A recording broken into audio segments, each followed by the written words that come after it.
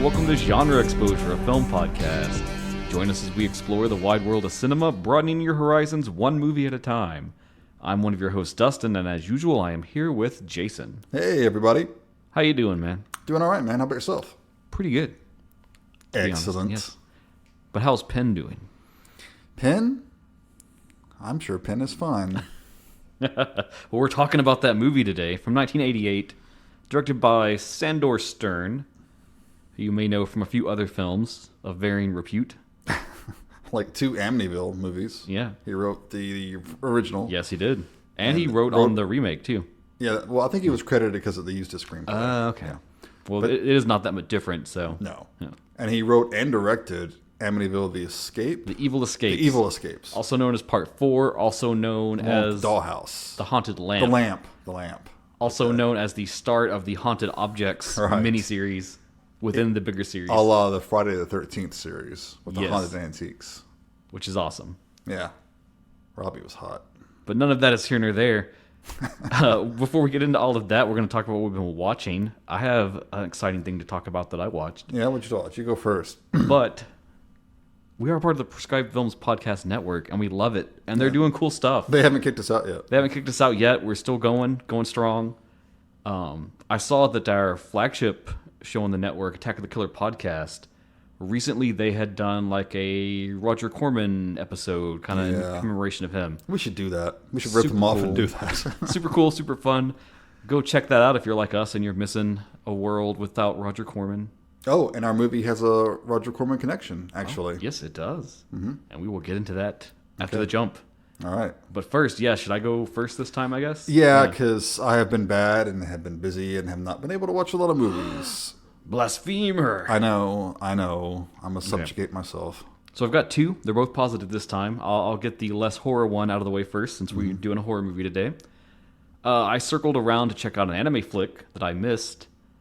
This had one of those cool Fathom event runs in the U.S., and I think the dates it was scheduled, I was busy and couldn't make it, but finally checked out Jujutsu Kaisen 0. This is the prequel film to the popular Jujutsu Kaisen anime. It's like one of the biggest, most popular shonen-y action animes going on right now. Okay. I really dig the show because it's got like a supernatural vibe to it. It's like modern-day Tokyo, and there's like sorcerers that can manipulate magical energy and the power of curses. And then there's like evil creatures spawned from curses and evil sorcerers machinating, and it's all centered around a school to train sorcerers to like combat those threats. Cool. So very, very standard down that line of stuff like Naruto or Bleach or any of those bigger action-y anime shows that have a broad appeal. 0, it's just like, the budget is so great on it because like the animation is super cool, super awesome. And as the title suggests, it's before the show, and it follows some of the characters you see in the show that are when they're younger. I think it takes place like a year or 2 before the show begins. And it follows a character named Yuta. So he's like your everyday high school student. But he has this problem. There's a ghost that has cursed him and it kind of sticks around and follows him everywhere he goes. Her name is Rika, and she is the ghost of his kind of like love interest that he had. And she died in a horrible accident. And in the wake of that, she's sort of like haunting him and won't go away. And he gets recruited into that school that trains sorcerers to try to teach him to like... The way the curse works is like if anything threatens him or is going to harm him, Rika shows up as like a spirit and like will attack that to protect him. Okay. Which can be dangerous, right, if it's not under control. So they try to teach him like the ways of, as they call it, Jujutsu, which is like sorcerously manipulating curses. So he can control that and like use it for good instead. Mm-hmm. Super straightforward, super simple, easy to follow. You actually don't even need to be really familiar with the show at all to enjoy this, since it is before everything. It might give you like a little context earlier about some of the side characters, but super fun, super cool, good to watch standalone. Nice. So, all right. Good deal. It's an easy route to go if you just want to, one-off watch a movie and then see how you like it. If you want to go in to commit to, season after season of a long anime. Dip your toes in the water. Yes, but now more exciting. Last episode, I kind of shat on some Full Moon movies, right? Yeah, the rest of the Baby Oopsie series. But I'm in it to win it. So there was one more movie, Demonic Toys Jack Attack, from last year, also directed by William Butler, same as the other Baby Oopsie films. And I said, this is the lowest we can go, but I gotta finish it. I gotta say, I've seen all the Demonic Toys films, and I'm pleasantly surprised to say that this film was fucking amazing. Okay. It's 60 minutes, all killer, no filler. Boom, gets you right into the plot, gets going. It's about a young woman who's in like the foster care program. Her parents died when she was little, and she's kind of bounced around home to home. And it has this cool cold open where she's like with one of the foster families, and they're being attacked by Jack Attack, which if you're a little shaky on your Demonic Toys, that's the Jack in the Box. Okay. So he's like a snake-like, clown-faced, demon-y toy. He's not a guy who masturbates on you. No. Okay. I mean, that'd be an interesting direction to go. That's pretty scary too. But yeah, so it cold opens like it will be like the end of a film where like they're in the house, everyone's dead except like the mother and the daughter, and Jack's after them. He's going crazy. He has a new companion that's new to the series. That's like this dude in a clown costume. It's kind of like one of those big puffy ones, and then he has like some creepy face paint going on, and he's just like stalking around with an axe, just chopping people up. Sounds like a low rent art to me. A little bit, yeah. He doesn't have the humorous charm. He's not like a funny clown. He's more of just the sinister clown. Yeah, Art's a barrel of laughs. I mean, he's got that yeah, he's got charisma and he jokes and stuff. The facial expressions. He's so good. I love Art. Can't wait for that third one. Yeah. But no, so the mother dies. She goes back into the foster care program, and the trauma of the event makes her kind of go mute where she doesn't talk anymore. And she has trouble speaking and wanting to vocalize further. And so the majority of the film was about her and then her caseworker, like the social worker that's looking out for her. And a new family wants to adopt her, take her to their farm in rural Ohio to give her a nice, peaceful life where she can kind of maybe, recuperate, get better, that kind of thing. However, Jack Attack follows her to the home and starts to wreak his carnage again. And how does he follow her? Is he in a Jack in the Box? He is in a Jack in the Box. See, that's the thing. This clown entity will move him around and place him. But it's pretty bad when you have to rely on it. Yeah. Well, once he's released, he can snake around and crawl. But, yeah, he can detach from the box. See, I'm thinking of the big Jack in the Box creature from Krampus. No. The real spooky one up in the attic. That was cool. Oh yeah, this one's he can come out of the box and he's like a snake-looking body.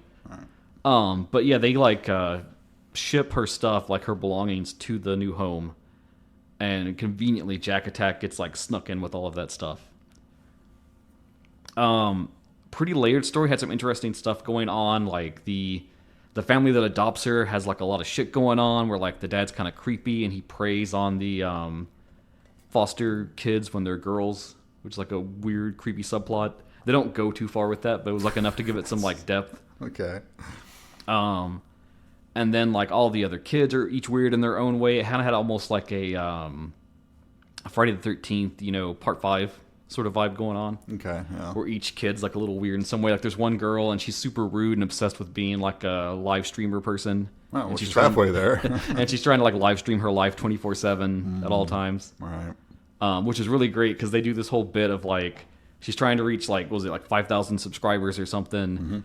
And they kill her during the live stream, and it's what propels her over the 5K. Because suddenly people start watching it because they're oh my god, this chick just died on the live stream. Sure, I'd tune in for that. Gore is super on point, super great, and really mean-spirited. They do some cruel stuff in this one. There's a farmhand who initially releases Jack Attack, and he gets his hands drug into the box. The flesh gets chewed off, raises up his hands, and you got bloody skeleton hands. And then the clown just runs out of nowhere and boom, lops his head off. And there's another great kill where they trip someone into a wood chipper and then run her body through the whole way. Okay. And you just get the uber, just blood sprays everywhere. Okay, nice. All right. So yeah, it was everything opposite of Baby Oopsie. It was super lean, super tight story, great gore, great scares, great moments. It did connect itself to the Baby Oopsie storyline and also further that a little bit. So do you need to watch any of the other movies to enjoy this Jack Attack movie? You do not, because the connecting points are so slight, it's not gonna...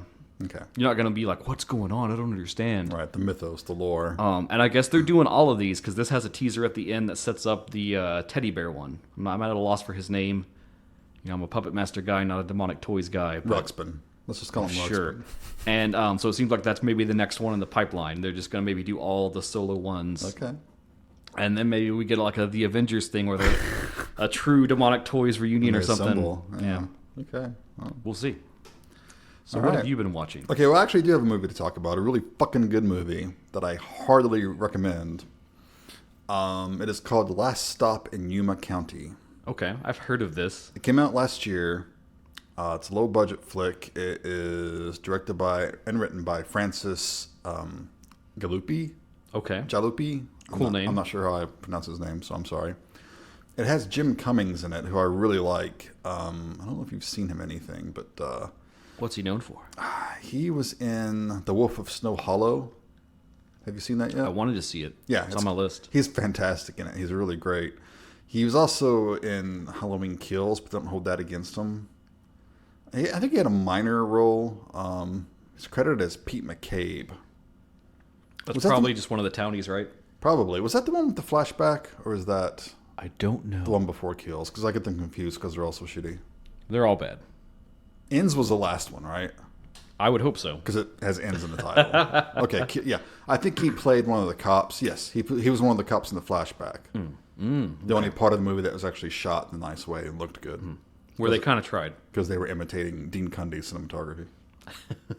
So anyway, but this movie, Last Stop in Yuma County, is about... I'll read the little description here. Sure. While stranded at a rural Arizona rest stop, a traveling salesman is thrust into a dire hostage situation by the arrival of two bank robbers with no qualms about using cruelty or cold hard steel to protect their blood-stained fortune.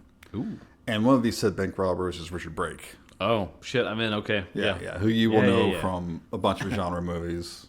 I was going to say, it's kind of giving me like a Devil's Rejects or like From Dusk Till Dawn, like first half vibe. It does have a bit of like a Tarantino Rodriguez type thing, but not nearly as like stylized. Okay. It's much more...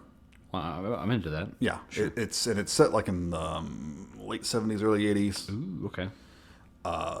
It's 90 minutes, nice and tight. There's setups and payoffs. There's good characters. Unexpected things happen. It's just a well-done, solid, old-fashioned movie. The type I really miss. The type we don't get in theaters anymore. You know? Cool. I'll be sure to put that on my list. Yeah, I heartily recommend it. And while you're at it, go watch Wolf of Snow Hollow, too. It's really good. Killer. Have a Jim Cummings double feature. Anything else? No. Okay. I will mention the Acolyte. I was about to say you get our streaming shows in, and you're a Star Wars guy. Yeah, so. I am. So I am watching the Acolyte. I do enjoy it. Mm-hmm. I know right now it's getting a lot of hate, especially after this last episode. Yeah. Do you want to unpack that for us? The lesbian force witches, or what's going on there? Okay. What? I don't watch it, so sure. Yeah. Well, okay. Well, I mean, without spoiling too much. Mm-hmm. There's kind of like a flashback episode, and we go back because one of the main characters there's a set of twins. Yep. So we go back to when they were kids, and they're raised by force witches, basically. Mm-hmm. They might be like early Dathomiri or something, you know. Right, because this is what High Republic, so that's before. It's like 100 years before the Phantom Menace. Yeah. Cool. Okay. Or maybe it's like they're much like the Dathomiri, if you know who they are. So anyway, so yeah, everybody's tuned out now. Yeah. Now finish the story. There happens to be two women who love each other, who had children, and this has set the internet aflame apparently, because you can't do that in Star Wars for some reason. I guess I don't know.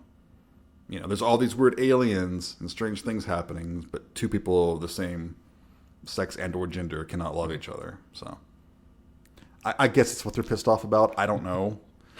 Now, is the show perfect? No. I have qualms about it, but it's not because of any, you know, it's ridiculous. You know, it's fucking ridiculous. And I'm really sick of these toxic fanboys that can't get over this shit, you know.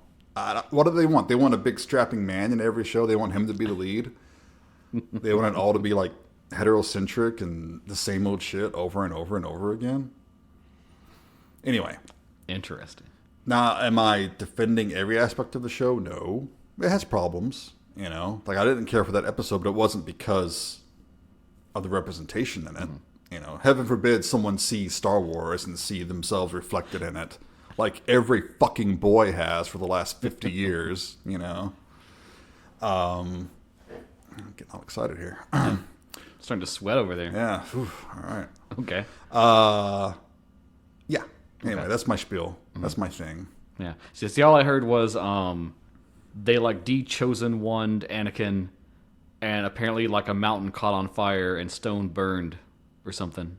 Okay, that part did burn me. That part did bother me because there is an incident with fire, and I'm like, but this is like stone. How is it burning so much?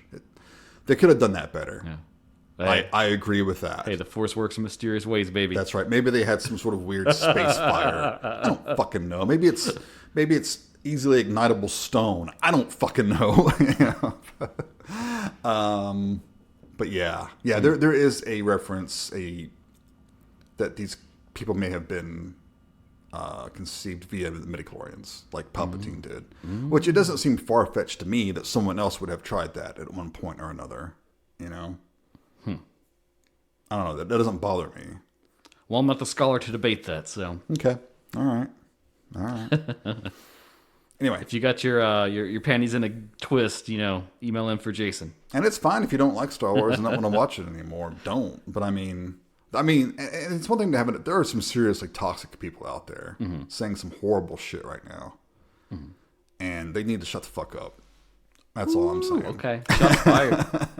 All right. Yeah. CC Jason on those emails, not me. Yeah, that's right. Bring it. I can take it. All right. Well, let's talk about something that maybe is a little more positive for us.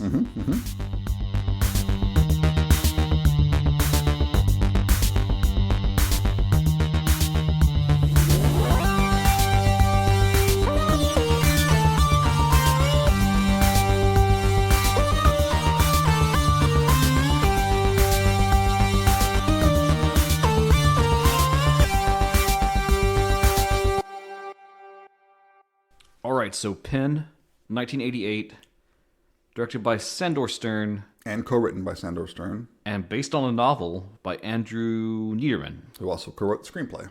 and who famously, after death, was the ghostwriter of V.C. Andrews. Ah, yes. I believe, yes, correct? I believe that is correct, yeah. I could see that. I could see a little DC Andrews in Penn. Yeah, it's got that vibe. There's that subtle incest thing going on. Woo! Okay, so you picked this. I sure as hell did. And you picked it because there's no current high-def version of it. No, there's like an out-of-print DVD, which is costing way too much money on the secondary market. Damn shame. There's one you could import if you happen to have a region-free player, but Which you should if you're a collector. You should. But a lot of people don't, and it should be more accessible. This should be streaming in 1080p at least. Yeah. But yeah, it was one of those great video sleepers. It was meant to be a theatrical release. Let's touch on this real quick. Yeah. The Roger Corman connection, before people forget about that. Yeah, get that out there. Because New World Pictures produced it, but they were going under as it was being made. And I believe this is actually the last movie that they made, was it not? I believe that's what I saw, when I was looking it up. So it did not get the theatrical release it deserved and went straight to video. Bummer. And the video cover is awesome. It is, yeah. It's like... You're looking up a staircase, and there's like a figure in a wheelchair up at the top. But they're covered with like a cloth or something, yeah. Yeah, it's creepy. And then the backside does show Penn, the medical mannequin, who's fucking disturbing, even in a still shot. And young Dustin would not rent it because of that. Nice. Well, somewhat older Jason sure as hell did because of that. I'm like, whoa, looks like the dude from Hellraiser. I'm taking this. Oh, yeah. Uncle Frank. Yeah. Okay, cool. Well, what genre is this? IMDb says it's horror thriller. That's fair. I would also throw in like psychological thriller. That was what I wanted to bring up. For sure, you have to have like psychological thriller in the mix, I think, on this one. Because it's a lot about the mentality of the main characters. Oh, yeah. It's all about that. Should we just get into it? Do you want me to hit you with the synopsis? Do it. Sure. Isolated by his strange parents, Leon finds solace in an imaginary friend which happens to be an anatomy doll from his father's doctor office. Unfortunately, the doll begins to take over Leon's life and his sister's life as well. Yep. That's good. Doesn't give away too much. Yeah, fitting. I wanted to do a little background on Stern. We talked about like his other projects. Okay. And he's maybe more known as a writer than anything, Yes. but So he was drawn to short story writing when he was in high school and actually started working on different shorts and stage plays while he attended the University of Toronto. Originally, he was going to get a degree in teaching and kind of just teach and write on the side and see where that goes. But an uncle of his that was a physician suggested he should go to the medical school, and that might lead to him having more kind of like life experiences to actually like write about something that he knows. So he ended up going to the medical school at the University of Toronto, and as he pursued that degree, he continued to write, and plays were one thing, and then that led to him writing on TV scripts. And in 1961, before graduating, he sold his first script to the Canadian Broadcasting Corporation. And then he kind of just went into being a writer and doing film stuff more than any of the doctoring type things. Who needs more doctors? We need more writers. Yep. So like we said, he wrote Amityville Horror, directed The Evil Escape. Some of the other stuff you may know him for. There's a ton of TV work. Lots of TV work. Tons of TV work. More than I had time to put onto a sheet of paper to read off. But film-wise, we've got stuff like Assassin from 1986, Duplicates from 1992, and The Stranger Beside Me from 1995. And then one little just like final bit, which I thought was funny and I wanted to throw in here. 3 of his 4 sons went on to make the successful LA hardcore punk band Youth Brigade. Oh, that's and also their connected record label, Better Youth Organization. Nice. I've never heard of them, but they sound cool. They're pretty cool. And just, pretty talented family over there, so. Awesome. Is what it is. And then let's see. As far as like the book that's behind this, I looked a little bit at the synopsis of the plot. It seemed pretty close to the film. And that came out in 81, I believe. Yeah. And since he had that medical background, that was one of the reasons they thought he would be fitting to direct it. I can see that. And he was a fan of the book already. And Niederman actually collaborated with him in the adaptation of the book. So, a lot of like literary background coming into this one. Nice. And we're giving a little bit of background. We can also say that it was co-produced by Pierre David. Oh, yeah. Whose name you may recognize from some rather important movies. Like what? Oh, like some Cronenberg films, like Scanners or Videodrome or The Brood. He co-produced all of Cronenberg's early work. Interesting. And this movie definitely belongs in that Cronenbergiverse. Yeah, where you have the cold, clinical, medical, science-minded people. I could so see him doing this movie. That fuck up others with their very existence. Mm-hmm. Yeah. Yeah, Dr. Linden, he could totally just drop into a Cronenberg film and run away with it. Leon's right at home in a Cronenberg movie. Oh, yeah. All right, so let's get into the plot, I guess. Let's jump into this. No more preamble, I believe. Yep. Yeah, we open up with some kids. It looks like they're kind of laying in the grass looking at a house. Yep. They're kind of out in the country a little bit. Nice, fancy, big, not quite a mansion, but a nice, big-ass house. Mm-hmm. Yeah. And they're sitting around, like, discussing whether they see a figure in the window up in the top floor. And they're like, they haven't moved. What's going on? And they're like, oh, he's paralyzed. Or, no, it's a dummy to scare people away. And they said he hasn't moved in, like, an hour. So they dare one of the kids climb up there. This whole bit is, like, very Stephen King-ish, I felt, almost. Sure. Yeah. So the kid, climbs up the trellis. He's making fun of the window. He's like peering at the figure who's kind of hidden behind these gauzy curtains. Yeah. And we just hear someone say, "Get out." And the kid rightfully shits his pants and runs. We don't know if he shits his pants. It's inferred. I believe it. So the kids run away scared, and then we get the same house 15 years later. Yeah, we flash forward. Flash back. Forward. Forward it is. No, you're right. This is flashback. Yeah. Then the rest starts to flash forward. My bad. Yeah, because we're always coming back to that point. Mm-hmm. So we meet 2 kids, the brother and sister, Ursula and Leon. Which are played by several different actors and actresses across the film. As they age. And I thought they were all well cast because it really feels like each one could have been that same person aged up. Great casting. Yeah, they all looked great. And right now they're probably like, 10 and 7, something like that. Yeah, pretty young. But they got kind of overbearing parents. They do, yes. It's Dr. Linden, played by the Terry O'Quinn, Yeah, the also man. known as the stepfather. Yeah, it came out a couple of years before this. His breakout role. And you feel it in this character, Oh too, a little yeah, bit. yeah. I almost even thought, like, oh, could you, like, swing this as, like, he's jumped a few families and now he's in this one? Right. I can see that. Sure. And then Mrs. Linden, played by Bronwyn Mantell. Mm-hmm. And she's like a neat freak. She's got plastic on the furniture. Yeah. One of those women that won't take it off. And so they go say goodnight to their father. And he's like, he gives them a task before they go to bed. Yep. And Ursula she just has to count to 10. She's a little bit younger, whatever. But Leon, who he probably holds to a higher standard because he's a male. And he's the older, so he's like the first son thing going on. He has to count backwards from 100 in sevens. Yeah. Which I couldn't fucking do. Yeah, I'm like, yeah. But he gets it wrong. He's like, no, go, try again tomorrow. Which is interesting because he's not like, he doesn't like slap him around because he failed. No, but it's almost worse in a way. He has this very like cold attachment thing going on. He's one of those parents that has emotional closeness issues. Mm-hmm. Yeah. So then we see him in Dr. Linden's office the next day. The two kids are in the office, and Dr. Linden's examining a boy. And we hear Dr. Linden talk to a medical medical dummy that's sitting up in a chair. And it talks back. Yeah, it's called Pin. It's called Pin. And he's like asking, Pin, what do you think's wrong with the boy? And Pin has this really kind of creepy voice. And it's good because at first they tease it out where like when it's Pin talking, it just cuts to Pin. Yeah, it cuts to Pin. And you're like, what the fuck is going on here?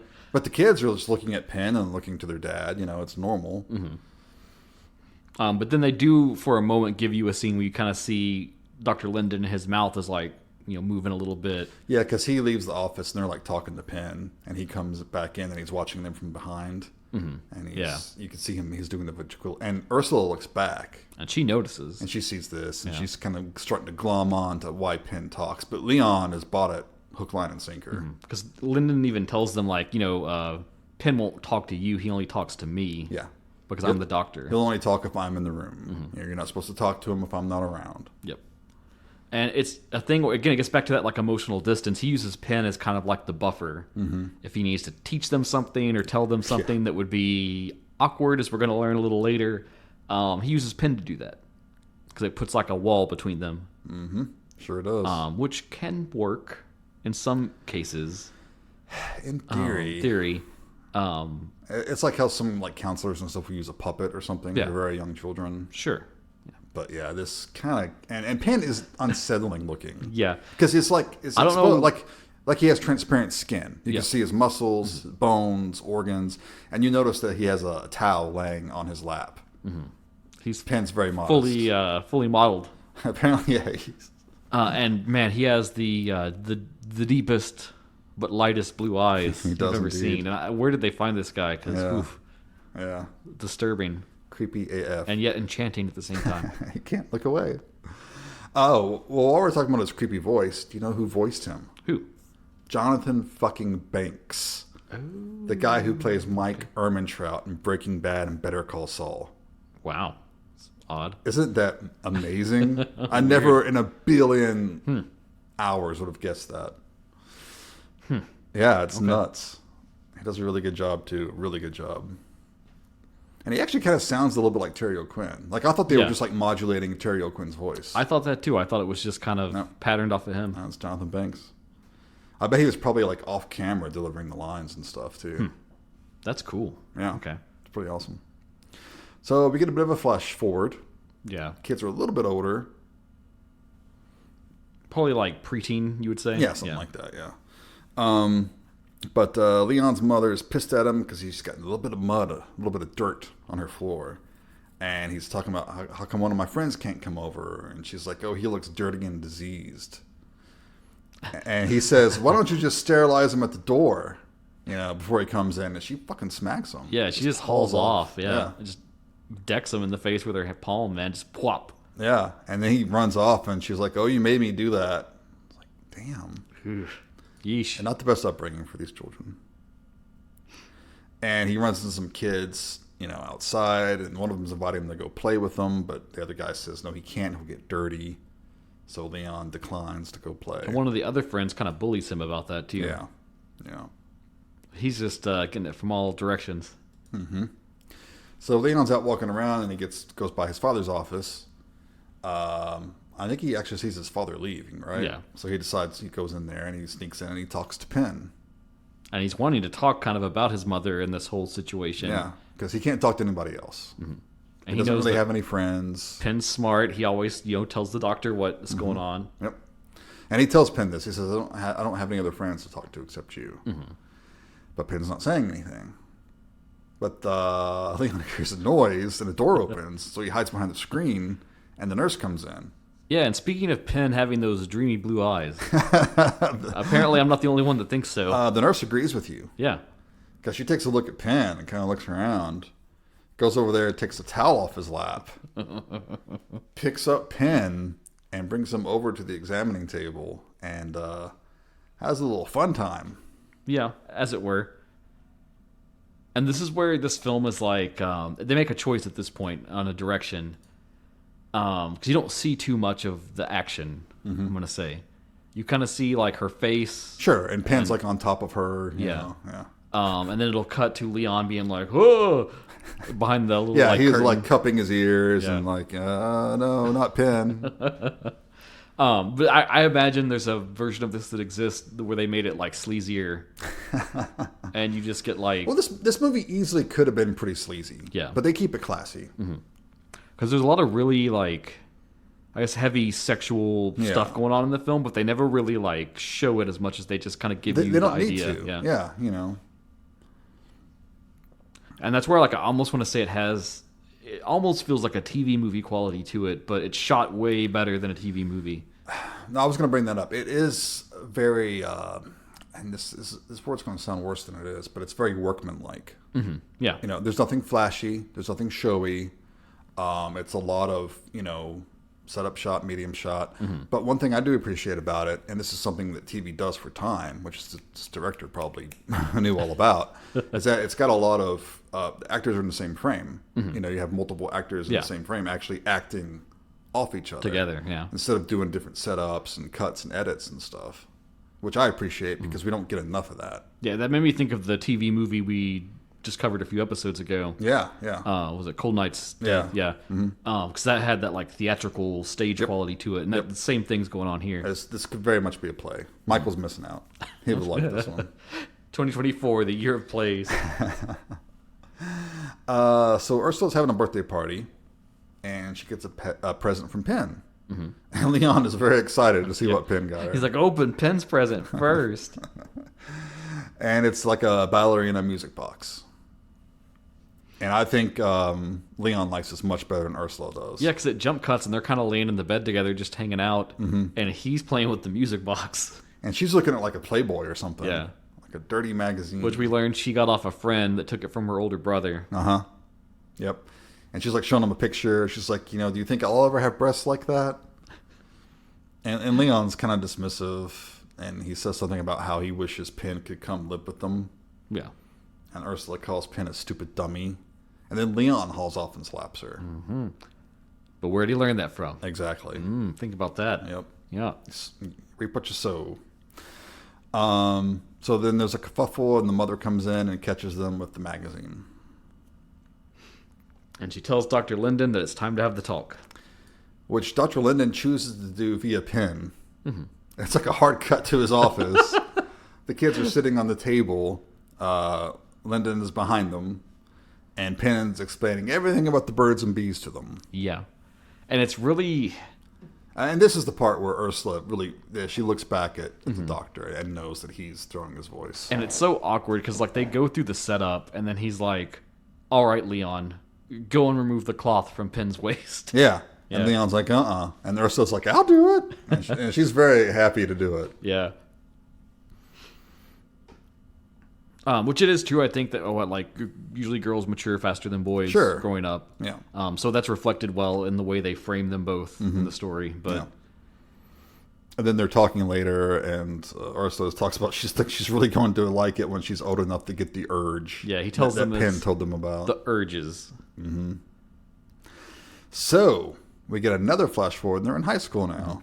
And this is where I could almost see this being like a longer movie or a TV show where they kind of have more of like each era of them growing up. Yeah, I can see that. Yeah. But I think this is paced really well. It is. Yeah. Exactly. They're in high school. There's like a dance going on, and Leon is wearing a suit. He's like very proper. Everyone else is dressed casual. And it's sad because he's a good-looking dude, but he's got that awkwardness going on. Yeah. Yes. Because at this point, Ursula has a friend, Marcia Bateman, played by Helen Udy, who is coming on to Leon like crazy. Like she wants Leon desperately. I'm like, dude, come on. What's wrong with you? She's pretty cute. Yeah, I'd be down for that. But he wants to know where Ursula is because... Yeah, some boys were writing something dirty about Ursula in the lockers. Yeah. And he gets all pissed off about that. Yeah. Because we're talking about how she's a big SLUT. Yeah. Shouldn't slut shame people. That's not right. Yeah, it's the 80s. What you going to do? Yeah, there's a lot of that back then. So he goes around the whole school looking for Ursula, and he finally gets out to the parking lot. And when you know it, there's a steamed up car that's kind of rocking side to side. There's a car rocking and Leon goes knocking. And he finds Ursula. And he kicks the fucker's ass. Yeah. Who was with his sister. I mean, he hauls off on him. And then he blows up on Ursula. And he's like, I will not have a sister that's sleeping around like this. Yep. I will not stand for it. You can never do this again. Yep. He's driving her back and wondering, like, how many guys have you been with? And he tells her, like, don't do it again. Mm-hmm. So a little bit later... And it's very nuanced, too, in that, like, one part of it's clearly, like, a sense of responsibility that he's the older brother. He has to look out for her. Mm-hmm. But there's also, like, a personal... Oh, it's way overprotective. There's, like, a personal desire there that's, like, it's you and me, not you and other people. Yeah. It's more than that...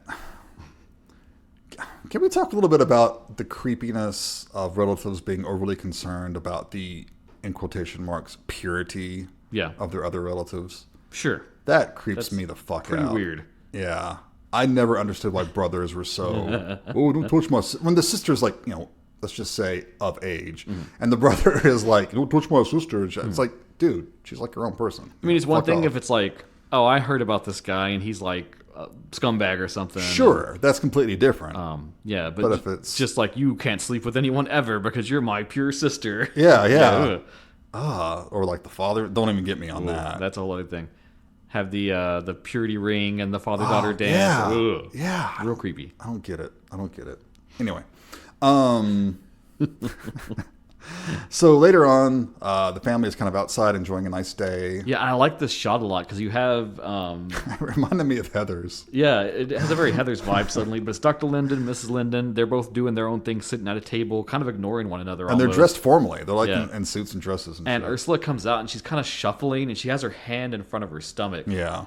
And Tiffany did watch this with me, and it was at that point she was like, okay, what's going on? Why is she walking like that? That's weird. Oh, really? Yeah. But you're thinking, oh, well, she's pregnant. Yeah. Okay. Yeah. But she doesn't go to her parents. She goes over the hill and down kind of by this lake that's behind their property. And Leon's down there reading a book. Yep. And she sits down and just very plainly is like, hey, I think I'm pregnant. I've missed 2 of my periods. Leon is not happy about this. He is not. And she's like, I don't know what to do. I don't know if I should tell mom and dad. And he's like, you're going to have to tell Dad. Because there's 6 doctors in town. They all know Dad. They're going to tell him. Which would be a horrible breach of... But whatever. But they would, too. Of course they would. But he's like, yeah, there's no choice. You have to. But he's like, hey, let's go talk to Penn. He'll tell us what to do. And Ursula's like... you could tell that she's like, are you joking? Are you serious? Do you still really believe Penn is real? But she says, Penn won't talk to us without Dad around. And he's like, yeah, he will. He'll do it this time. Because it's important. Mm-hmm. So, what do? They go to the doctor's office. Yep. And Leon's explaining the situation to Penn. And Ursula's there. and she's about to go because Pen's not talking. And then suddenly Pen talks. Yeah. And it sounds just like the voice that Dr. Linden uses. 100% the same, which that's where it's good that they had a voice actor for Pen. Mm-hmm. And it's good that the camera is on Ursula as she hears the voice. Yeah. And she stops and like looks around and she sees that Leon is doing the ventriloquism now. Yeah. And she's like, when did you learn to do that? And he's like, what? What are you talking about? Yeah, no acknowledgement at all. But Pence confirms what Leon said. Is like, yeah, you have to tell the doctor. Yep, tell the doctor. He'll know what to do. He'll take care of it. Yep. And Ursula is, of course, freaked out that Leon's talking in Pen's voice, and obviously believes he's really talking, but, she's got her own problems, right? Sure. So then we get a scene where the good doctor is obviously... It's an interesting cut because they don't go through like her telling him or any of that stuff. No, it's another hard cut back to the office. And they're getting ready to... Well, you think he might be like examining her or something, but no. No. He's like, you're getting an abortion and I'm giving it to you. It's a go time. How fucked up is that? And surprising for him, like it's weird how he's like so cold but yet so tender at times because he tells them, hey, we're not going to tell mom about this. She's never going to know.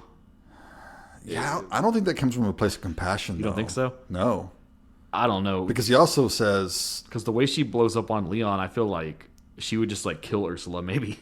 Probably, but also at the same time, he asks Ursula, like, how are you feeling, basically? And she's like scared and sad and stuff. And he's like, good.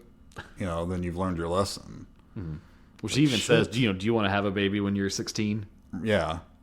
But he also asks Leon if he wants to stay and observe. Mm-hmm. Tells him he might learn a thing or two. Yeah, it might be educational. And Leon declines to see his sister get a forced abortion by his father. It's probably a good call. Yeah. Man, this movie is darker than it seems. Is. Yeah, it really is. When you actually talk about it and spell everything out. Because it's not really sleazy. It's so matter of fact. Yeah, again, like we don't see the operation. It cuts around it. It's not. It's not at all. Yeah, it's very. It's only restrained. when you reflect on the themes and ideas. You're like, shit. And again, there's some interesting cuts where it jumps from that to her in bed, kind of looking down and dejected, and Leon comes in and gives her a bunch of flowers. Yeah. Which is so it reinforces that Leon and Ursula, they have each other, and that's pretty much it. And they have Pen.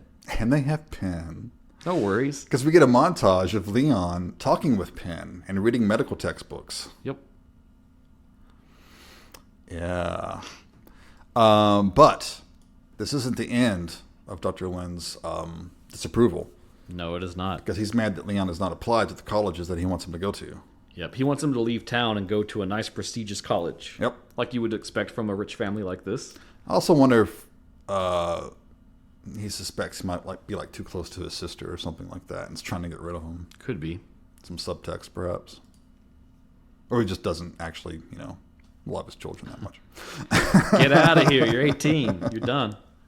I don't care what you want. You're going to do what I want. So they have a little argument, whatever. But they're late for this dinner that the doctor has to give a speech at and a demonstration and stuff. A big prestigious award. Mm-hmm. So they're driving away, and he's pissed off. The doctor's pissed off thinking about Leon not going to the colleges that he wants, blah, blah, blah, blah. And he stops. He's like, I forgot my fucking notes, my case histories. I need those. He says, they're at the office. I got to have them. We have to have them. So he has to go back to the office. But unbeknownst to him, Leon has gone back to the office to talk to Pen about his problems. Yeah, should he apply or not? Mm-hmm. He thinks he can be just fine at the local college. But sure, and I'm sure he would be. Maybe college isn't even for him, Yeah. It's okay, it's his choice. Go to a trade school. Sure. But the doctor's walking up to his office, and he hears Pen talking. And he's like, what the fuck? Yeah. So he kind of quietly goes up there, and he sees Leon talking to Pen. Yeah. And he, he doesn't freak out, but it's very code, and you can tell he's angry. Mm-hmm. And he tells Leon to go home.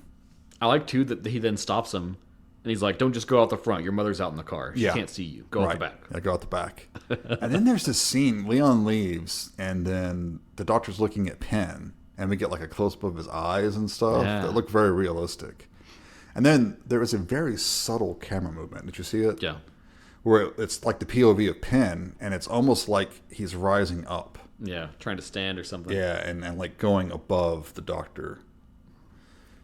It's very subtle. It also makes me wonder too if like, I don't know, like was there something kind of not right with Dr. Linden in the past too? Maybe is this like a hereditary kind of thing? Possibly. Yeah, I don't know. But Leon's kind of waiting outside the office, hiding in some bushes, and he sees his dad take Penn out to the car, and says, "We're leaving him at the society at this hospital we're going to. They can use him. He'll be a good." So I'm going to aid." donate it to them. Yeah. And Leon's like, "No, my friend." But what can he do, right? So the Doctor's driving. He's pissed off. He's driving too fast. Okay, he's not just driving. He's like a fucking maniac. Yeah, he is. He's taking curves way too fast. Penn is in the back, and there's a cool scene where you see him raise up behind them when they go around the curve. Yeah, because it's too sharp. Yeah, and he's got that plastic sheet on him. And I like it because Mrs. Linden flips out. Yeah. And she's like, spooky, yeah. And she's like, lay him down, lay him down. He's like, you lay him down. And she's like, I don't want to touch him. Yeah. And he's driving, and he's thinking about things, and he's pissed, and he's looking in the rearview mirror, and because he's swerving around so much that the plastic starts to slip off. Yeah. So Penn's like staring at him in the mirror, and he's kind of mesmerized by it. I like that he tries to adjust the mirror to get him out of there. But oh, wouldn't you know it, they fucking crash. Now here's one of the spots I will criticize this film. This crash is like kind of sus, I'm going to say. It's a TV movie crash. Yeah. I kind of wish they would have just spliced in the trauma crash. Because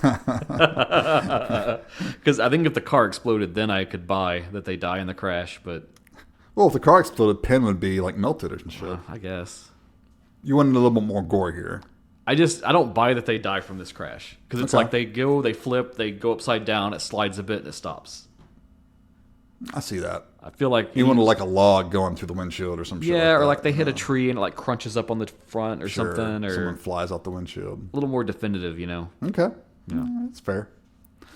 Still, we cut to Ursula's in the back of a police car, crying, and Leon is just happy to have Penn back because Penn is hanging in the back and he's looking at him like, "Oh, my friend."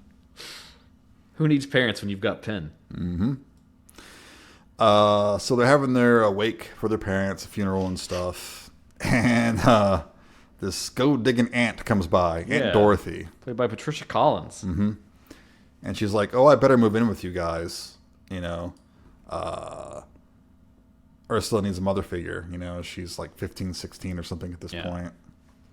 So, and Leon's like, "I could take care of her." But Dorothy's, "No, I'll move in. I'll help. I don't mind." She's like, "I always loved that old house." Yeah, I bet you did. And all that money. All that money. So she's like, "Oh, I'll be back soon." And the kids go inside. There's a hilarious line where they go into the living room, and on the coffee table, there's like a few drinks, like some snacks and stuff. And Ursula says, "What a mess." Yeah, it's like they're starting to get subsumed into their parents' personas. Yeah, that is a mess to them. A few items on the coffee table, because that's what they've always lived with. But Leon's breaking free, because the first thing he says is, "You know what I've always hated? These plastic covers." Yeah. And he takes that off, and they start making a mess, and they're like eating pizza and messing up the kitchen. I love it, because there's the scene where they're eating pizza, and he's like, "We can have pizza tonight. We can order this tomorrow." Yeah. And then Ursula's like, "Can we clean up before we go to bed?"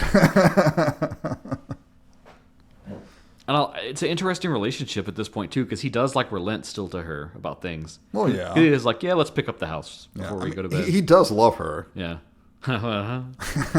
Maybe a little too much. Some may say too much. Yeah. But in the morning, Ursula wakes up and hears Leon talking to Penn. She finds Penn in a room, dressed up in a suit. One of their father's suits. Yeah, and she's like, "Dad would not have liked that." And Leon says, "Penn is family now. A lot more than Aunt Dorothy." Yeah. And Ursula's like, "Dorothy's going to have a fit when she sees Penn. You can't keep him here." And he's like, "Fine, whatever. I'll just put him in the attic." Yeah, she'll never see him. And then he's like, "Aunt Dorothy won't be staying long." Don't worry. We get a shot of Ursula in the library reading up on schizophrenia. Yeah, so she's clearly starting to piece together kind of what's going on here. Yeah. Realizes that she needs some knowledge, and hey, libraries. Yep. Always useful. Place to go, especially back then. You couldn't just Google it. Right. You had to get off your ass, go to the library, flip through the card catalog. And while she's there, she notices there's a part-time help wanted sign. And I think rightfully so. She's like, I could use a little more time Yeah, little independence. out of the house. Yep. On my own. Good for her. Not going crazy with Penn. Yeah, right.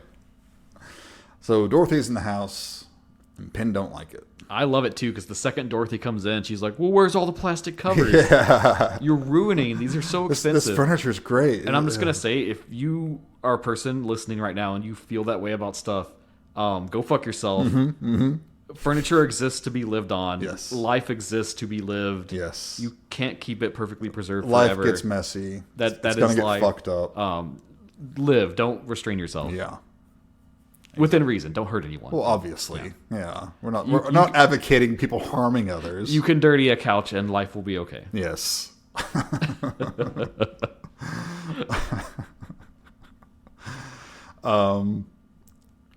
So Ursula comes in. She says, "I got a part-time job at the library." Leon don't like it. No, he's like, you don't need a job. We got all this money. But Dorothy thinks it's great. She's like, the woman should be independent and, go have a job. Good for and you. Live her life. So Dorothy ain't all bad. Okay. But Penn's encouraging Leon to do something about it. Yeah. He's like, Dorothy, man, she's just ruining everything. So he comes to his sister with a makeup gift of chocolate milk. Yep. Which happens to be drugged. Her favorite. Which I'm down with that. I usually have chocolate milk every night too before I go to bed.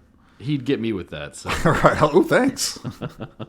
Weird guy who talks to dummies. Sorry, man. Have some chalky milk. Okay. Oh, I'm real sleepy now. So anyone out there, you know how to get to Dustin now. Oh, come on, Dustin. Take your night-night milk.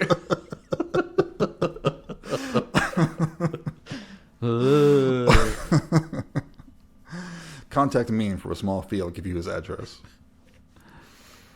So that night, yeah, she gets drugged. She's asleep. And there's a great scene where Dorothy's sleeping. And she just hears this Dorothy voice. And she slowly wakes up. He's like, what the fuck is that? And she looks over, and it's fucking Penn in the bed with her. Yeah. I love this. This is so fucking creepy. It's great. So she gets up. She's freaking out, rightfully so. And they do a good setup, too, as it pans over her in the bed. You see her heart medicine on the nightstand. Yep. And she can't get out the door. I think Leon's locked it. It's like one of those old houses where you can actually do that. And so then Penn starts to rise up and sits up. Yeah. And it's like, I'm your boyfriend now, Dorothy. And she has a fucking heart attack. She can't get to her pills. Yep. And then, of course, Leon comes up from behind Penn. Yep, he was behind it all along. Yep. But I mean, it was Penn's idea. So. It was Penn's idea. Lucky for Leon, Dorothy didn't get all excited like that nurse and try to fuck him. That's a different movie. That's the movie This Ain't Penn. Penn is? So yeah, sadly she dies, I guess, and boom, she's out of the way. No other greedy family members to come in. So they're just kind of freewheeling. Leon's got what he wants. Yep. And Leon brings Penn back down to Dorothy's room. So he's got his own room back. Yep. And we get a little bit more of a flash forward. Some time's passed. Yep. Ursula's coming home from work. She's very established now at the library. Yep. And Leon's like, hey, come here, I got something to show you. And it's Penn, dressed again in one of her father's suits. But this time he's got like a wig on him. Yeah. And he's got like this latex mask on his face. So he looks... I didn't think Penn could be any creepier, and then this happened. Suddenly he gets creepier. It's like, bring the skin back. And bring the flesh and the bones. And you can tell the second Ursula sees it, she's just like, oh God. Yeah. Yeah. And it doesn't look unlike Leon. I mean, it's... very similar. Oof. It's like a cross between Leon and Dr. Linden. Yeah. Right. But it's not all bad, because Ursula met someone kind of interesting at the library. this hunky guy named Stan Fraker, played by John Piper Ferguson. Mm-hmm. He went to school with them when they were in high school. He was like He was like in Leon's grade, I think. Yeah, probably one of the guys that bullied Leon. He was a little older than Ursula. He was on the basketball team. Leon's like a jock. Yeah. But surprisingly, he's a pretty stand-up dude. Like, Stan's a good guy. It doesn't seem like he ever bullied Leon. It seems like, It's never said if he did. He was real serious about his sports and stuff, and he just did that. And now he's going to college, and yeah. He's a good guy. Stan's a good guy. He likes foreign languages. He does. Yeah. So Leon finally meets him, and it's kind of a code little meeting. But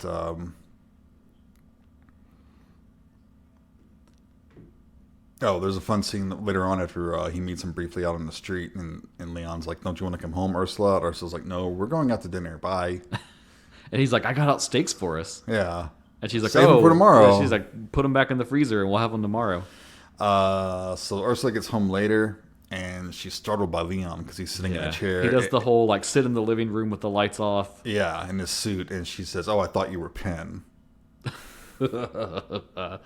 And he's like, "You said you'd be home early." Mm-hmm. And she's like, "Oh, it's only midnight." And he's like, "That's early." Yeah. And it's like, oh. And we get some of him kind of mulling the situation over with Penn. And kind of what he concludes is like, the Stan guy, no, he's not the one. He's not right for her. He probably just wants the inheritance money. Mm-hmm. But before that, it's kind of starts happening a lot more intensely. Leon, because he sees Ursula kind of drifting away, he decides, okay, maybe I need to go out on a date. Yeah. So he makes a date with Marcia. Yeah. And Penn mocks him for this. Penn mocks him for feeling the urge. Mm-hmm. So he's mocking himself for feeling this way. Which again, he's always kind of had a negative connotation toward that. Sex is bad. Sex is Yeah. But they go to the movies, and Marcia's like all over Leon, and Leon is sitting there like Penn, like he's not moving. They're watching at the movies? What was it? Scanners. Oh, that's right. Yes, yes. And here's the other crazier connection. So this age Leon, the kind of like older teen one, is played by David Hewlett. Mm-hmm. So David Hewlett also stars in Scanners 2: The New Order. Oh wow, yep. I mean, he's had some other stuff that we would care about, like he's in Cube, he's in Splice. He has He's done a lot of stuff. Minor part in Shape of Water, and he's in. Last time we were talking about shelf warmers, Boa versus Python. That was one of like the shelf warmers whenever I worked at the video store. It was. Yeah. But he's really. We haven't said much about him, but he is excellent. Actually, this whole cast is everybody, everyone's great. Rock solid, even the kids, and that's what was really impressive. Is kid roles are always hard to do, but they got a great performance out of those kids, and you can really believe it was them little, growing up. Mm-hmm. And the entire time I'm watching this, I'm thinking, David Hewlett reminds me of someone. Who does he remind me of? And it finally came to me, David Peel, Baron Meinster in Brides of Dracula. Oh, okay, yeah. He reminds me so much of him. I can see that. Who also had kind of a weird incestuous relationship with a relative. Yeah, that's true. Huh. So Leon goes back with his date, and she's getting undressed. She's DTF, whatever. And it's funny too because first he's just kind of kissing her a little bit, and then she's like, "I'm gonna get naked. You take your clothes off." Yeah, because he can't do it. He's not very good at undressing her. So she's like, "Let me do it." But he says he thought he heard something, and said it could be Penn. And she's like, "What?" And he says, "Oh, it's a friend who's staying with us." And he's like, "Well, he's not going to wander in on us, is he?" He's like, "Just lock the door." Yeah. But Leon's really worried. He needs to go check out Penn. Even though we get some boobage, Leon don't care. No. This is how messed up in the head he is. His mind's not in the right place, that's for sure. This scene really drives it home.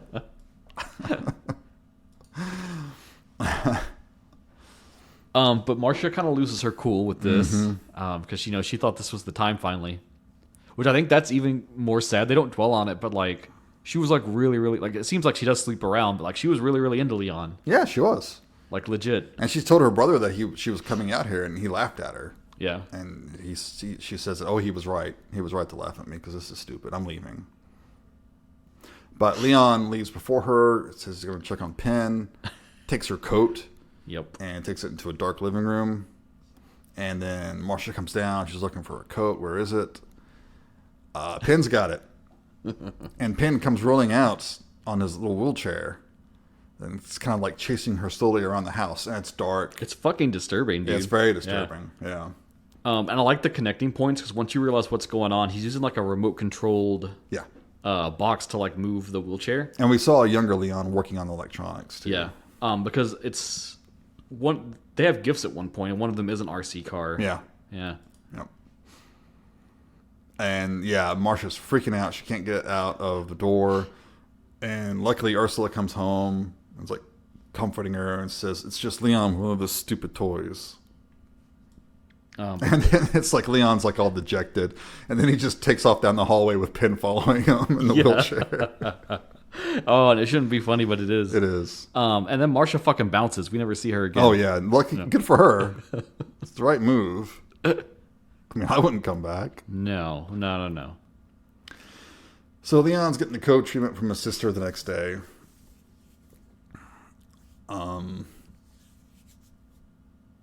And Pin gives him some advice, says he's being too overprotective, says to invite Stan over for dinner. Yeah. He says you need to let go a little bit of the situation. And maybe he's not a bad guy.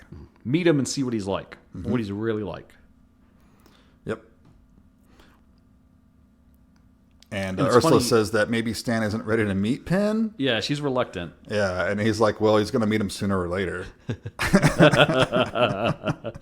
But Ursula does the right thing, and this is another one where we don't see what's happening, but kind of between scenes, she like coaches Stan about everything. Yeah. And she's like, I think my brother's schizophrenic. He thinks his dummy talks. He thinks he's like sentient. You just need to play along with it. Yeah, it's harmless. Just play along, and everything will be fine. And man, Stan, to his credit, and I love it when he first sees Pin. He walks in and he's like, "Wow, okay, this is creepy." But no, to his credit, he's like, "Hi, Pin." Yeah, goes right along with it. Mm-hmm. And we learned that all this time, what Leon decided he wanted to do is be a writer, and he's been writing poetry. Yes. And that's one of the things is they say, Stan really likes poetry too, so you should read some for him later after dinner. Which is a setup for an amazing moment later. But first we got to get through this dinner. Yeah. Because the other thing is Leon's been cooking a lot. And he's actually a good chef. Yep. And Stan even compliments him on that. And he's like, you could be like, cordon bleu chef tier if you wanted to be. Go work at a restaurant or something. You would be famous. Yep. And Leon's kind of like, And I like how you see Leon kind of warm up to Stan when Stan's responding to Pin and stuff like that. It's funny because when he first compliments Leon thinks he's just like kiss-assing or something. But then when he's like, let's go in here and talk to Pin for a minute while Ursula's doing whatever. And as he's talking to Pin more and more and taking it seriously, he's like, oh, man. Yeah. Oh, okay, Stan, yeah. Yeah. He really gets into him. And yes, however, Stan is trying really hard. I wrote that down here. Because he loves this woman. Mm-hmm. Yeah. Yep. And he's ready to go through any trial. He is.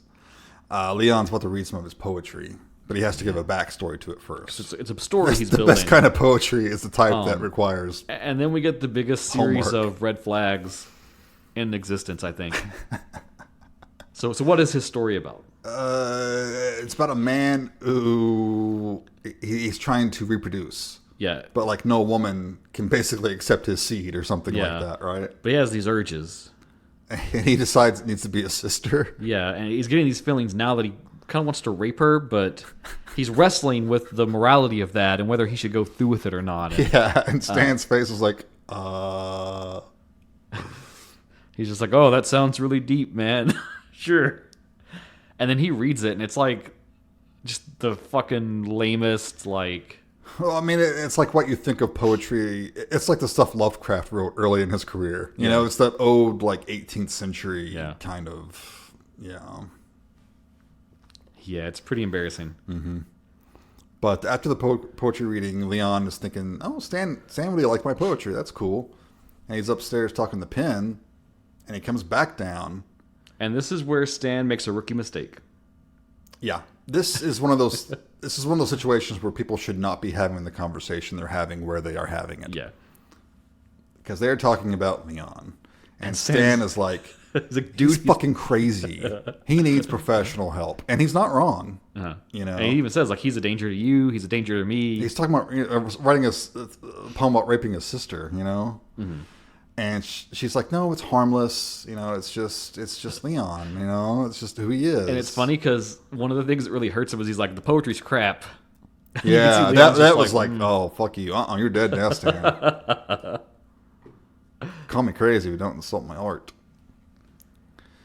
Yeah, and so Leon hears this and he goes upstairs, pissed off. He's like, I knew it, Penn. And Ursula says, I've been doing research. I know he's a paranoid schizophrenic, but no one can help him. You know, I love him. I want to take care of him. Yeah. So Penn's like, yeah, Leon, we got to do something. Yeah, we got to get this guy out of here. Mm-hmm. So the next day, Leon and Ursula are talking again, and she's really concerned he doesn't like Stan, but he says, I like Stan. He's great. It's funny because he teases her at first because he's like... He's chopping wood angrily. And he's like, what if I decide I don't like him? Mm-hmm. And then she's like getting nervous, and he's like, hey, guess what? I like him. I like him. Yeah. Stan, he's an all right guy. So he likes him so much, he calls Stan and says, hey, it's my sister's birthday in 2 weeks. Why don't you come over and help me plan a surprise party? But remember, it's a secret. It's a secret. Don't tell anyone. Stan's like, that sounds great. I'll be there in an hour. Oh, and you know, we should say this now because it's a little incidental scene, but it matters here in a minute. There's a scene of just Ursula and Stan together on one of their dates. Like, I think it's afterwards, and they're at his place, and they're in various states of undress, so they probably hooked up or something. Right. And she has a gift for him, and it's this watch. Yes. It's a fancy watch that's got like the timer and the stopwatch, and it chimes every hour. Yeah. Mm-hmm. And so when he's like doing like the training and like athletic stuff still, he can use it for that. And yes, once upon a time, watches like this were a big deal. And yeah, he really cherishes it. He's super appreciative. Yeah. And makes a point to always wear it after that. Yeah, good catch. Glad you brought that up. Because it's going to matter in about 2 minutes. That's a setup and a payoff that happens. Yeah. Like a movie does. Look at them just hitting every pitch right across the plate. So Leon makes a drink for Stan as Stan is having a conversation with Penn. And it's funny because he's like, let me make you a drink. And he's like, oh, I don't know. We drank a lot last night, and I don't know. And he's like, no, it's okay. Mm-hmm. Yeah, it's fine. It's good. And of course, he slips him a Mickey. And meanwhile, at the library, Ursula's boss lets her go early because she could tell she's in love because she was like humming to herself. And she's like, oh, that's young love. And you know what? Take the day off. Yeah, go ahead. Go home early. So Leon's talking to Stan. He's all drugged up and stuff. And Leon's saying, I know you're plotting against me. You're going to send me away, separate me from Penn. And Stan gets up, and it scares Leon. And Leon looks to Penn. And it's like, Penn, help. What do I do? And even drugged, Stan is kicking Leon's ass. Yeah. I don't think he thought about like the weight and the ratio of stuff. Yeah. Because Stan's beefy, man. Yeah, and they have a struggle. They're fighting, and Leon grabs the statuette and just bashes it into Stan's head a couple times. Yeah, and it's alarming because he's pretty bloodied afterwards. Yeah, he's all bloody on the floor.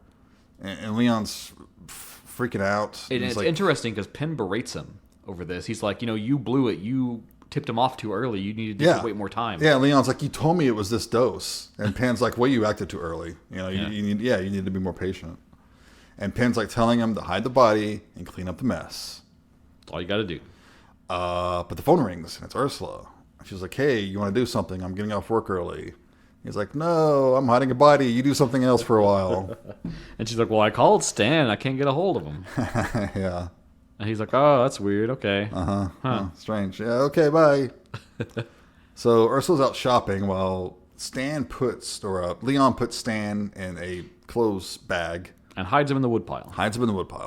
Cleans up the blood. And it was at this point that Tiffany said, I would say that Stan could maybe still be alive, except if the parents died in that car crash, this seems like a more definitive death than the crash was. So now I don't know. Maybe his parents... Valid criticism. Maybe his parents had very low con scores, and they just... They both have one hit point. The second they're mildly harmed, they just zero explode. Level. Yeah. Huh. Maybe. So it's dark by the time Ursula gets back home after shopping. And Leon's like, oh, Stan called and he canceled your date. He's got a sick friend. Yep. He didn't say who. Sorry. Yeah. Old high school buddy of him, really important. Mm-hmm. He's got to be there for him. Yep. And she thinks that's a little odd because he's never talked about said friend. Yep. She tries to call him, and don't you just fucking love their cordless rotary phone? Yeah. Isn't that the best thing ever? I was like, oh, interesting. I mean, it's high tech because it's cordless, but it's got a fucking rotary on it. I love it. Epic. So they're having dinner, and they're kind of talking about their parents, and Leon's getting sad and sort of breaking down a little bit. And he says, hey, I wrote a new stanza for my poem. Let me go read it to you. Go to the living room, and I'll read it to you. I'll go get it. So she goes in there, and of course, Pen's in there, sitting around as he does. But it's kind of dark, and she's putting like some more wood in the fireplace and stuff. Yep. She hears that chime. His watch. From his watch. And she's looking around like, Stan? Like, are you hiding? You're trying to trick me, trying to scare me. Yeah, at first she thinks maybe it was like a surprise thing or something, which again, her birthday's close. So. Yeah. So she's looking around, doesn't find him. She's kind of walking, and she feels the wet spot on the carpet. Which is ominous. Yeah. So she goes down, checks that out, and then sees his watch. Yeah, it fell off in the scuffle.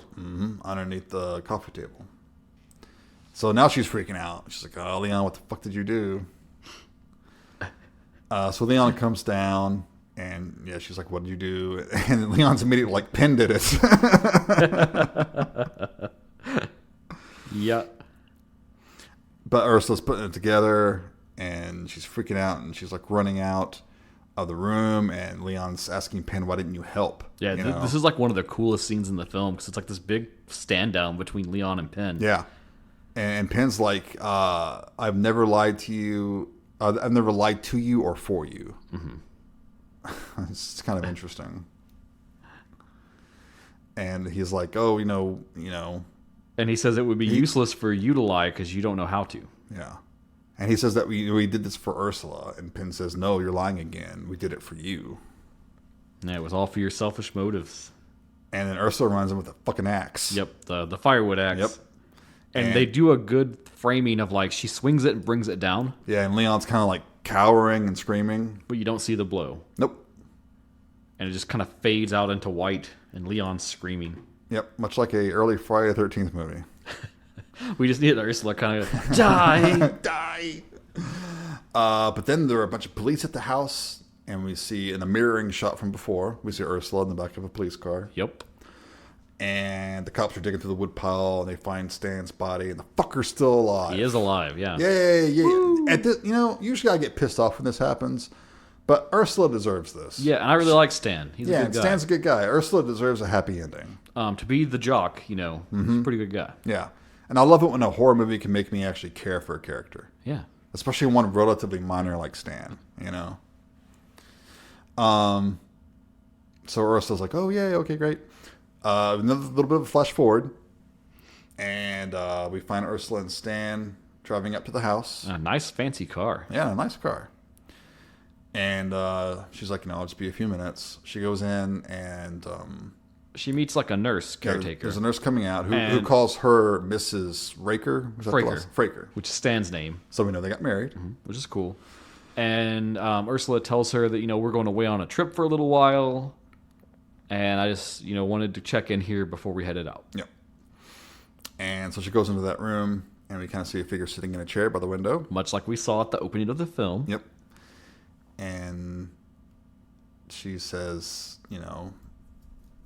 She dresses him as Penn. She dresses him as Penn. It says, Stan and I are going to be gone for a couple of weeks. Is there anything you need? And we hear Penn's voice say, turn on the music box. That's I want to hear that again. There's a picture of the music box right next to a picture of Leon on the table by the bed. And then Penn says, have you heard from Leon? She's just like, well, no, not really. And he's like, oh, well, that's too bad. Y'all really miss him. Yeah, I'd love to see him again. And then she kind of just looks dejected and says, I would too. Yeah. Yeah. And so she leaves, and we kind of pull back, and it is Leon sitting in the chair. Yes. Perfectly motionless. So clearly, in that final moment, she destroyed Penn, which sent him to some kind of like psychotic break. And he just absorbed Penn's personality completely. Yep. And Leon is no more.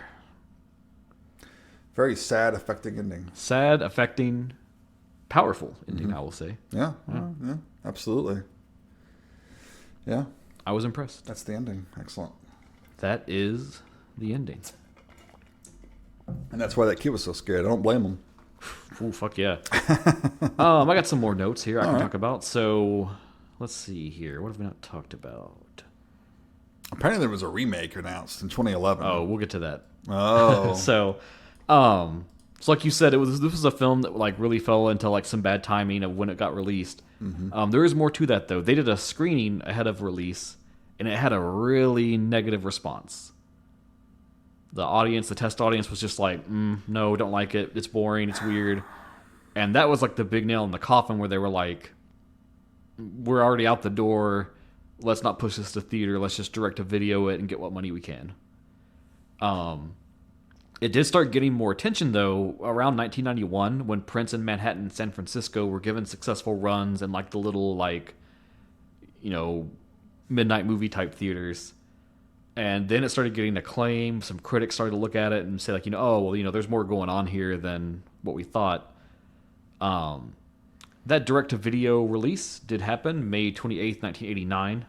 And then the Wayward DVD release that you spoke of happened in April 24, 2001. It's relatively early in DVD years, but it just kind of came and went.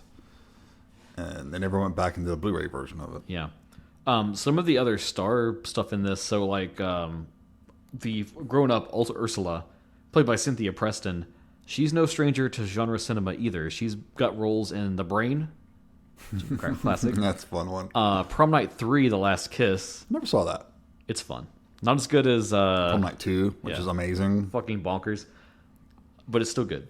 And she has a role in the rather unfortunate Carrie remake. Ooh. Sad times. A little bit more about Andrew Niederman, who wrote the novel. It was 1987. He became the ghostwriter for V.C. Andrews.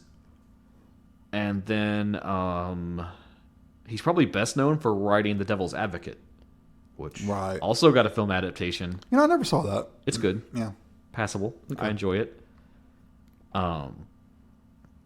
So Pen was one of his earlier novels that he wrote, and it had a lot of ideas that he kind of echoed into some of his other works. Stuff like the sort of like gothic romanticism. You've got the old like manor house. The V.C. Andrews stuff. Freudian psychology, weird relatives, weird family relations, pale blonde people, incestuous feelings, isolated properties, family dysfunction, child abuse, childhood trauma, sexual fetishism, incest, struggling to fit into society. He was a shoo-in for that, for writing for V.C. Andrews. Man, when I was in school, probably like middle school, like every girl had read a copy of Flowers in the Attic. Oh, hell yeah. It was like required reading for them. It was like us with Stephen King books, like us guys. Yeah. But, today there is some acclaim for this beyond just kind of us going out to watch it. Fangoria magazine, they did a 101 best horror movies you've never seen, which you should check out. Damn right. Penn made that list. It's considered a cult classic now, and as you said, the most recent news with this film in any kind of property sort of way, in 2011, it was announced that Sandor Stern was going to come back and direct a remake of this film. There's been no news since. Now, that's a good bit of time. That's more than 10 years on. I'm going to dare say that project is dead. I wonder what they would have done. Mm-hmm. Because I feel like to see like David Cronenberg take a crack at this. I would. I think there's room to remake this because there's spots you could lean into that this film doesn't. And it would almost be like the Suspiria remake where it's like the same spirit but in a different tone. They kind of make it their own. Do something. Yeah. But it's a thin line, so I don't know how that would chart out. Yeah, we certainly don't need a remake, but I could see that happening if done right. But I'm going to concur now on this spot. We do need the fucking Blu-ray or a 4K or something. Thank you. Yes. Thank you. Let's put our will out into the universe. Let's make it happen. Everyone listening, join us. Send us your energy. We must manifest the Pen high definition boutique release. And then I did want to talk about some like other connecting films, like everything to do with Leon and his projecting through Pen and stuff. Mm-hmm. It's hard not to think of some other films that kind of go into the ventriloquist angle in horror, especially with it being like an analog for mental illness. First and foremost, also based on a novel, Magic, from 1978. Yeah, with Anthony Hopkins. Yes, which is fucking amazing. Twilight Zone dabbled in this a lot, notably the episodes of The Dummy and Caesar and Me. And if you even go into the kid direction, you've got stuff like Goosebumps with Slappy the Dummy. Mm-hmm. I mean, just that idea of the... Or let's go way back. Let's go to the Dead of Night. Okay, yeah. Like the ventriloquist yes. segment. Yeah. Mm-hmm. Yeah, which we've covered, and you can go back and check out. Great classic movie. It's just a classic idea, man. The idea of this false person being like a projection point for your darker psychosis and kind of being the mirror that reflects it back. Maybe gives you the permission to do things you really know you shouldn't. But can confront those in a strange way. Or it could just be your sex doll, you know. Yeah. If you're like the nurse. Or you can just fuck the dummy if you want. Yeah.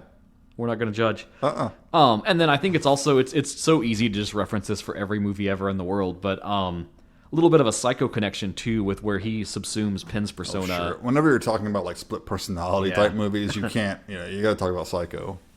Yeah. So that's all I got as far as connecting points or neat things. Right. So Awesome. I want to know. You picked this. I did. What did you think of it? I loved it then, and I love it now. It's probably even better now that I'm like older. You know, watching it again with more experience and everything, it hits a little differently. Because it's been years and years I've seen this, but it always stuck in my head. I want to say if I had rented this as a kid, I Yeah. think it's not like I wouldn't understand it, but the depth of some of it I think would have gone over my head. Because this is one of those movies I watched around the same time as like The Reflecting Skin. So just those little fucking gems that were hidden, and you would find that, or Miracle Mile. Yeah. It was all the same period. It's a very adult film, but it's not like gore and tits in your face adult. No. Like mature concepts. And it's not art house. It's not elevated horror Yeah. either. You Yeah, know?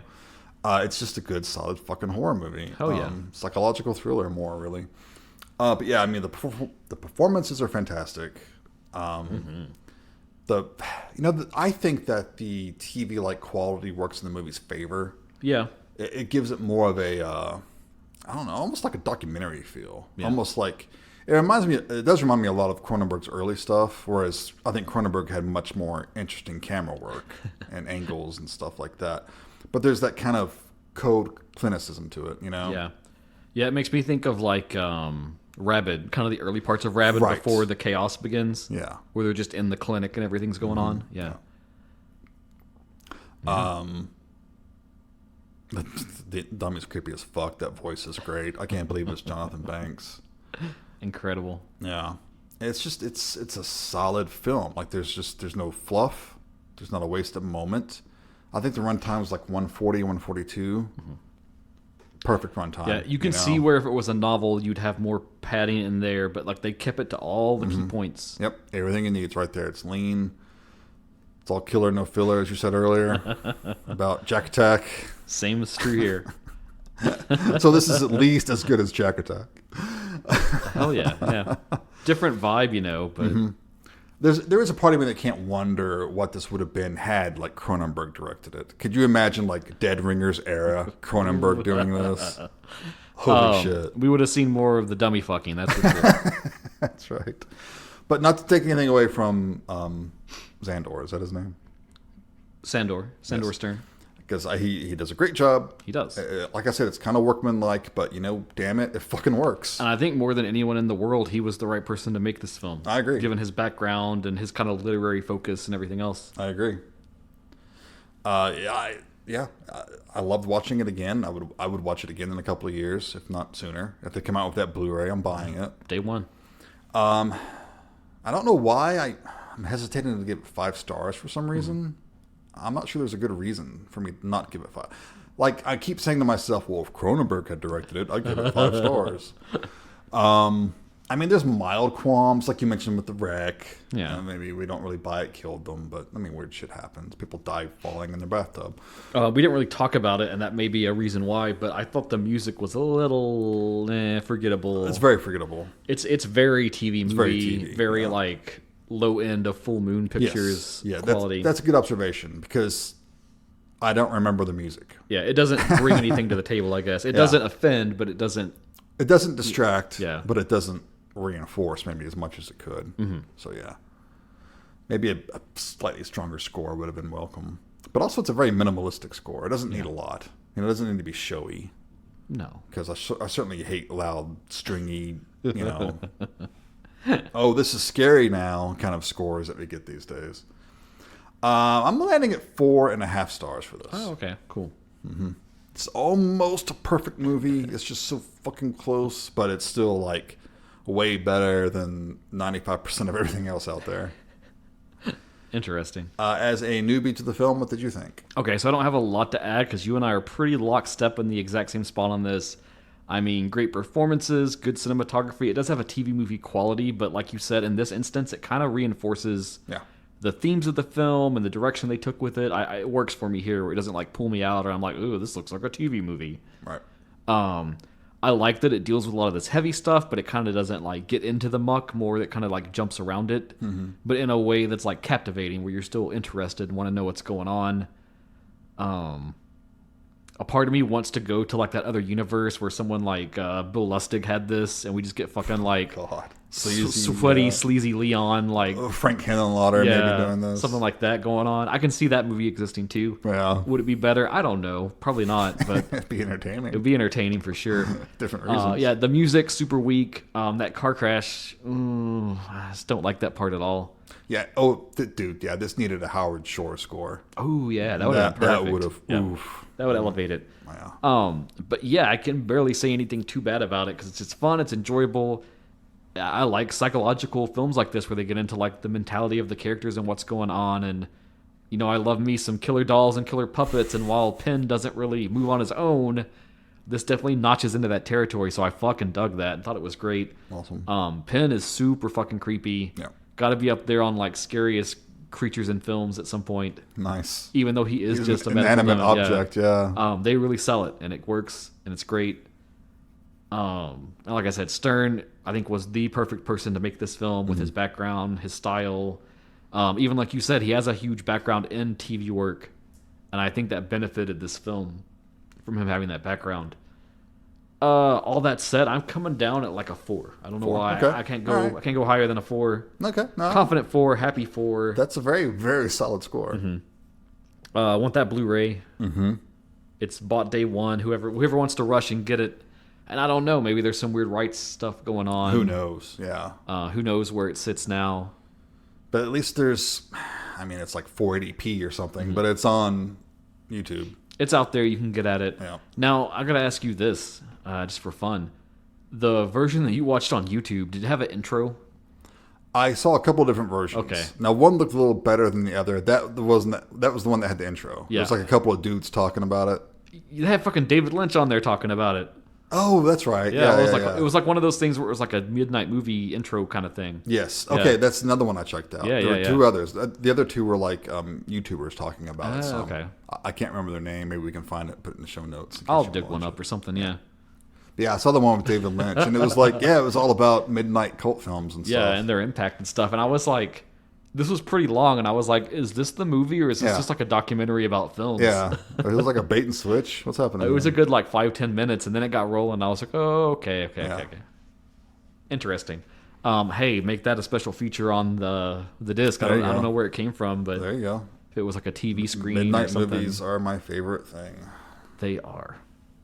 Well, I'm so happy you liked this movie. It was fun. It was good, refreshing. Because I was willing to end our friendship if you didn't. Really cleansed my palate after Scarecrow Gone Wild. Restored my faith in cinema. I thought you could use a truly good movie after that. You did a good chaser after the Thank you for the slow pitch. swill that was Scarecrow Gone Wild. I'll say this though, that episode did pretty well, so I guess people were enjoyed by our antics. People want more monsters going wild, and I think we need to give it to them. I just need a little more of the going wild part, I think. A little less of the crappy movie part. Agreed. Yeah. Dude, we need a movie for next time. We do, yep. And I realized there's something we usually get around to at some point every single year. Uh-oh. And we haven't done it yet this year. Uh-oh. And I think it's time. I think I needs me some gialli. Uh-oh. And so I thought there's a certain director. He's done one of my favorite gialli of all time. I've mentioned him a few times before. That's not Argento. Not Argento. Not any of the greats. All right. I like to keep us a little askew in the weeds. Sure. But Emilio P. Maraglia. He has 2 Jollies to his name. My personal favorite, the Red Queen kills 7 times. Yes. But I didn't want to do that one because I sometimes feel it's a little too indulgent. Just like, oh, here's my favorite film of this. So we're going to go with his first Jolly from 1971, The Night Evelyn Came Out of the Grave. Oh, excellent. Now, let me pitch this to you with the synopsis. A rich, mentally unstable man with a penchant for playing deadly S&M games with women who resemble his dead wife sparks off a chain of bizarre events after getting remarried. Okay. I mean, does that synopsis alone not prime you It sounds for some weirdness? sounds pretty Giallo-esque. Yeah. But I know the poster to this, and it's a really cool poster. It is a cool poster, yeah. And I'm just going to come out and say this up front, and we can get into it next time, but this has one of the craziest, weird final act twist moment things of any Giallo ever. Okay. I'm going to throw that down. All right. Yeah, Awesome. pretty wild. Well, I'm looking forward to it, man. I'm always in the mood for some Giallo. Yeah, so we'll get into the weeds on that. We'll try to solve a mystery. And we'll ask the usual question of all Giallos is, does it give us enough clues to solve that mystery? I'm going to go ahead and say no, but we'll find out. We'll find out next time. You can join us for that, and it'll be fun. Excellent. Yes.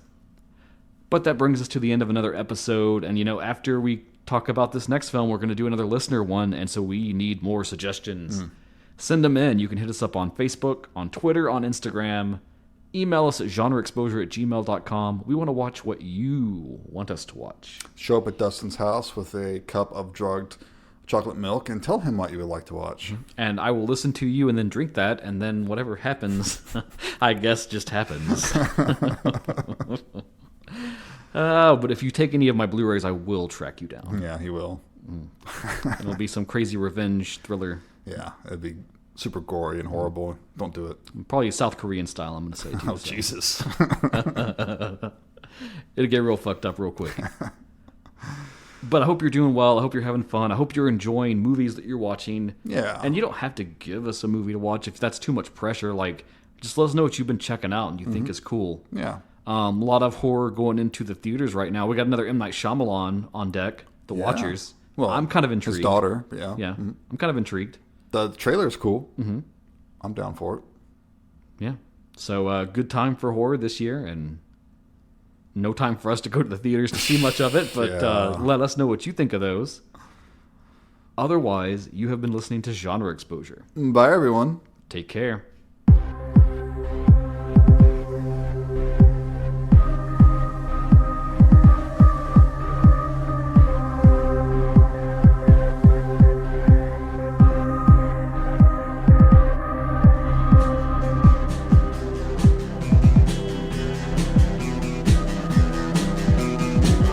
You're listening to the Prescribed Films Podcast Network, home to hundreds of hours of free podcast entertainment. The shows on this network all have a common goal, providing you with the best discussions about movies and other forms of entertainment media.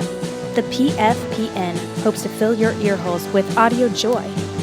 Visit our website with links to all the other amazing shows at www.thepfpn.com. Thanks for listening.